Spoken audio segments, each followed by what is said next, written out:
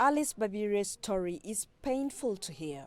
She left home after being tricked by a motorcycle taxi rider to visit him. He gave her money in return for sex. Babire, who is just 16 years, is now 7 months pregnant. But she will have to take care of her baby alone after the man who defiled her abandoned her. My aunt told me, "Go away from here. I don't want to see you." Her mother too could not take her in.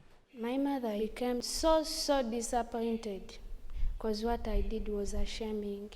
Babire was brought to this shelter by her sister. The shelter takes care of young mothers abandoned by their relatives. She's learning cooking and tailoring skills. Child welfare officers blame parents for not keeping a watchful eye on their children during the lockdown. Why don't we apply the same strict regulations at home? Why do we expect the schools to do so?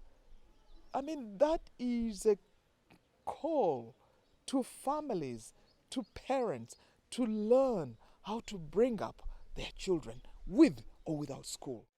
Schools in Uganda have been closed for over a year as a measure to bring down infection rates.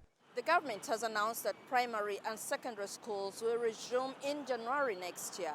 But there's worry that it's now too late and many girls may not report back due to unintended pregnancies. The government says parents need to do more to keep their children safe from sexual predators. It is clear that many more children are suffering in silence.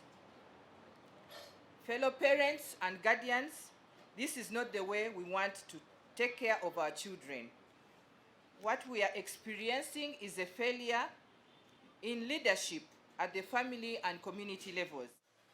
The Ugandan police annual crime report shows that over 14,000 cases of sexual abuse were reported in 2020, up from over 13,000 in 2019. Of these, 120 girls were abused by their parents, and there are fears that the numbers could go up this year.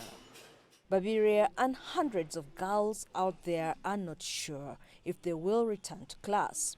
But Babire wants to use the skills she's getting here to build a future for herself and her baby.